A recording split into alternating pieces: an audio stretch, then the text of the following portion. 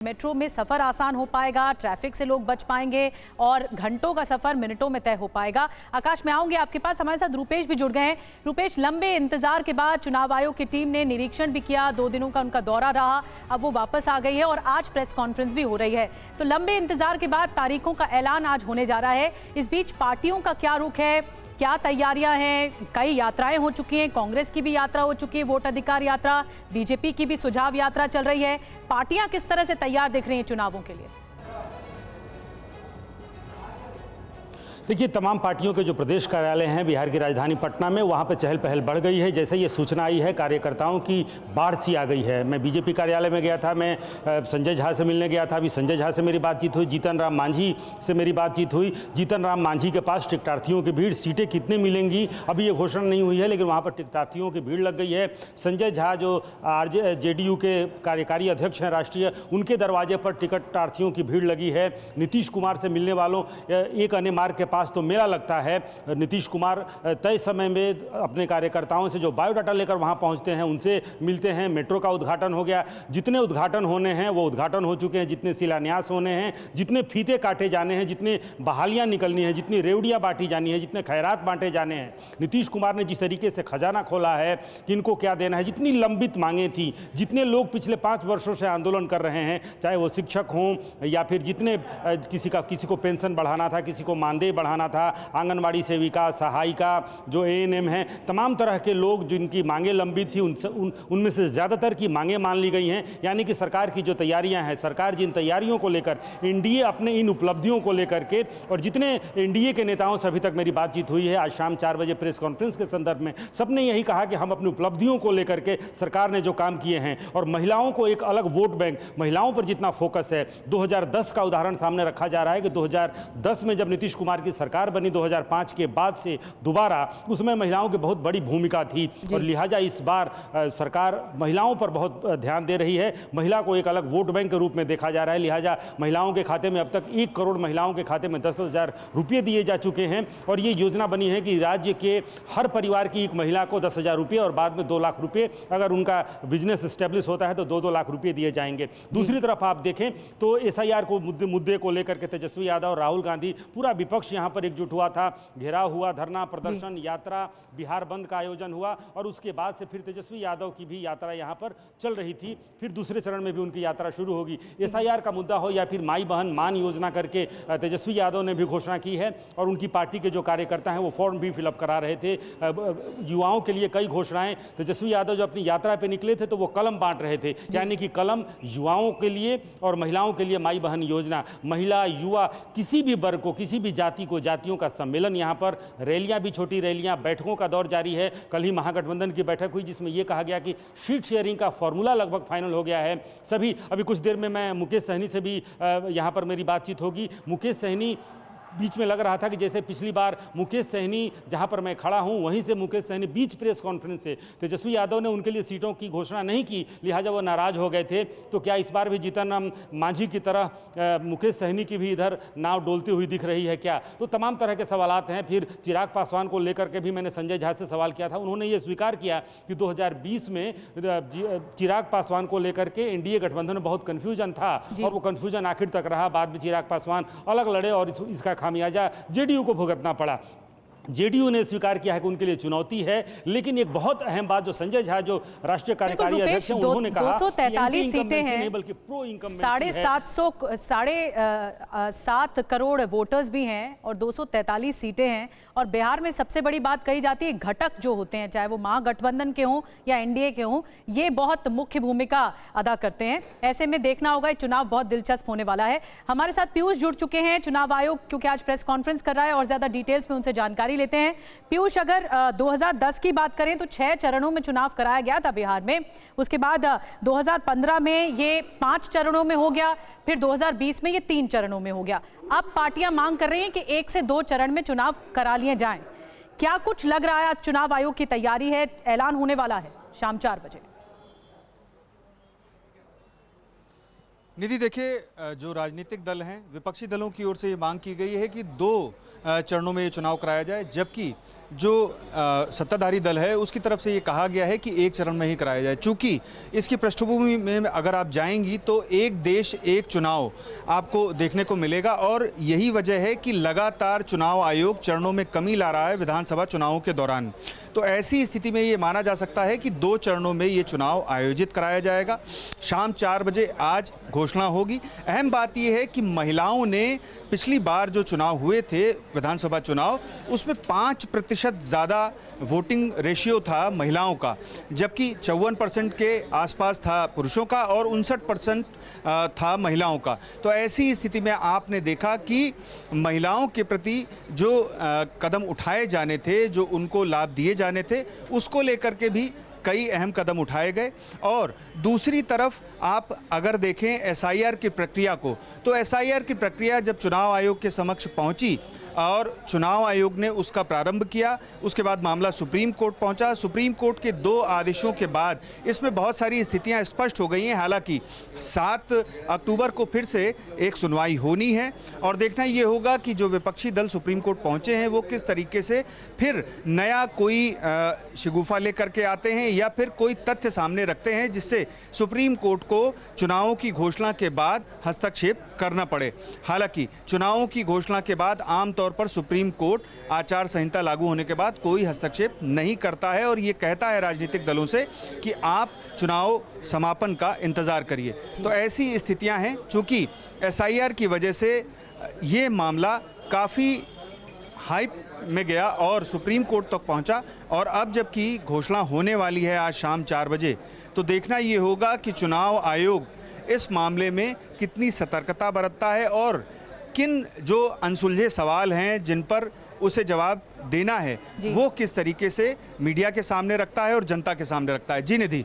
बिल्कुल बड़ी बात आप कह रहे हैं पीयूष की जून से ही सुगबुगाहट तेज हो गई थी बिहार चुनाव को लेकर जब एसआईआर का मुद्दा उठा और फिर कराया गया बाकायदा बिहार में। बहुत बहुत धन्यवाद पीयूष। इंतजार रहेगा शाम 4 बजे जब हम हमारे साथ फिर से पीयूष जुड़ेंगे और आपका शुक्रिया।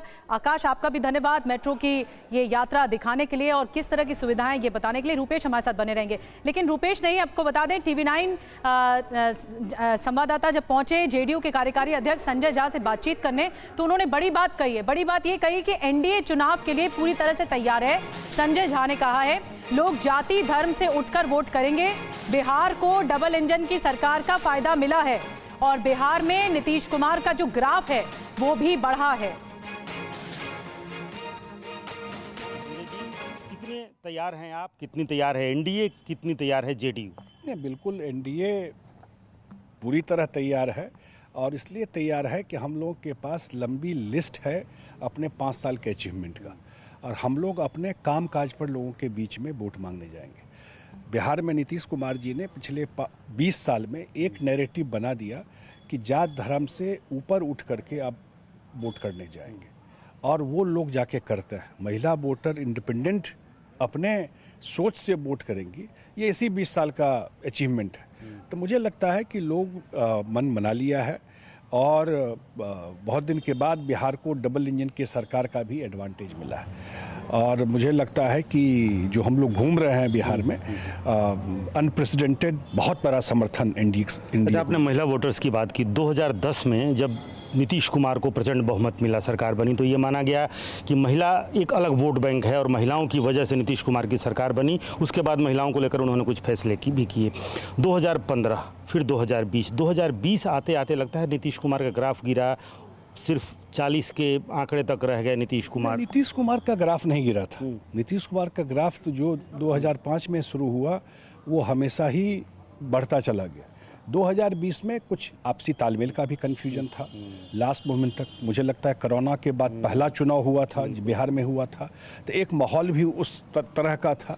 लेकिन उसके बाद लोकसभा का चुनाव भी हुआ है और बाई इलेक्शन भी हुआ है 5 और बिहार का भी चुनाव होगा। तो मुझे लगता है कि नीतीश कुमार के जी के प्रति प्रो इनकम्बेंसी है। अच्छा, धीरे धीरे वो जो नहीं होता है वो ग्राफ जो है वो उनका ऊपर ही जा रहा है और ये 2025 में जैसे पहले बताया आपको एक बड़ा अचीवमेंट ये है कि डबल इंजन के सरकार का एक एडवांटेज जो 2024 और 25 के रिजल्ट में आपने देखा है वो लोगों में दिखाई पड़ रहा है। जिस कन्फ्यूजन और चुनौती की बात आप कर रहे हैं, क्या कमोबेश इस वर्ष भी है कुछ कन्फ्यूजन, कुछ चुनौती? बिल्कुल नहीं है। चिराग पासवान को लेकर कोई कन्फ्यूजन? क्योंकि 2020 में यह माना गया कि चिराग पासवान की वजह से आपको थोड़ा कट्टू साइज होना पड़ा। उसके बाद तो 24 भी है ना साथ में लड़ने का, वो भी तो देखिए हम लोग साथ ही लड़े, चिराग जी साथी थे, हम लोग साथ लड़े।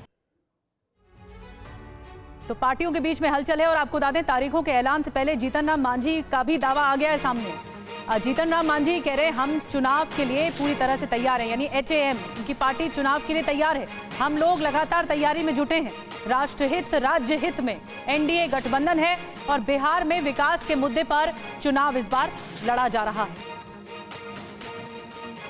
चुनाव की घोषणा आज हो जाएगी, इसका हम लोग स्वागत करेंगे, तहे दिल से स्वागत करते हैं। जहाँ तक तैयारी की बात है तो जो पहलवान समय पर कुश्ती लड़ता है तो वो पटका जाता है, और जो पहलवान लगातार प्रयास करता है वो कभी नहीं पटकाता है। तो हम लोग वैसे खिलाड़ी में हैं जो चुनाव हुआ उसके दूसरे ही दिन से हम अपना सारा कार्यक्रम करते रहते हैं।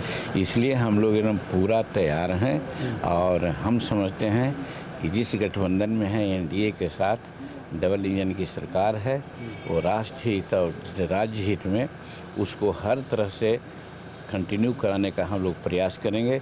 और पूरा उम्मीद है कि हम लोग पहले के निस्बत अच्छा स्कोर से हम लोग जीतेंगे। किन मुद्दों को लेकर जाएंगे जनता में? मुद्दा हमारा विकास है, लॉ एंड ऑर्डर है। लॉ एंड ऑर्डर जहाँ पर एक अन्य मार्ग में क्रिमिनल को बुला करके और जो विक्टिम है बुला करके तस्वीर कराया जाता था, आज तो वैसा नहीं होता है।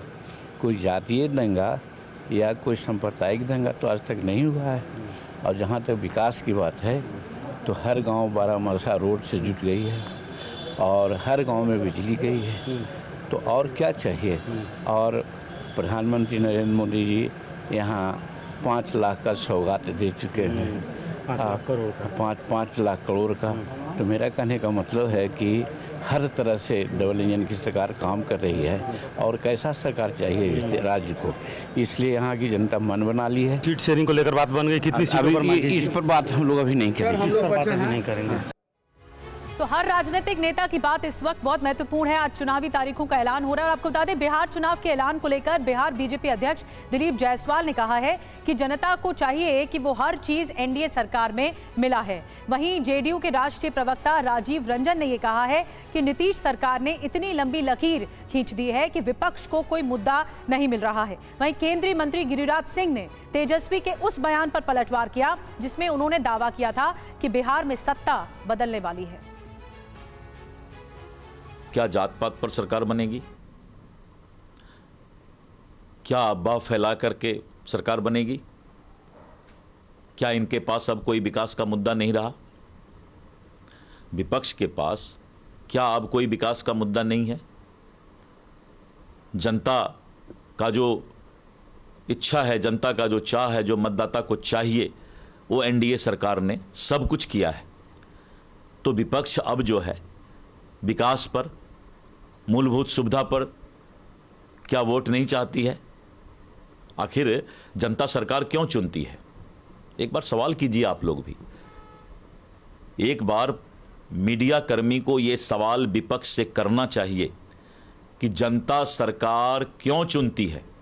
जनता सरकार चुनती है कि कानून का राज हो, जनता सरकार चुनती है कि उनको मूलभूत फंडामेंटल जो उनकी जरूरत है उसका पूरा हो, राज्य के अंदर विकास हो।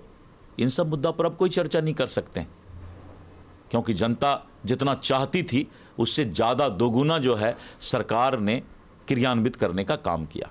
अब विकास पर सभी राजनीतिक दलों को बात करनी चाहिए और जब अब चुनाव की रणभेरी बजने जा रही है तो निसंदेह जनता के जो सरोकार के बड़े सवाल हैं, सड़क, बिजली, रोजगार, नौकरियां, आधारभूत संरचना, सशक्तिकरण और इन तमाम सवालों पर बिहार में विपक्ष के जो भी राजनीतिक दल हैं उनको कोई जवाब नहीं मिल रहा है। इसलिए कि एक लंबी लकीर बिहार के मुख्यमंत्री नीतीश कुमार जी के कार्यकाल में खींच दी गई है और उस पर बात करने के बजाय लोग इधर उधर के सवालों में उलझाना चाहते हैं। तो कह रहे हैं कि सत्ता बदलने वाली है बिहार में।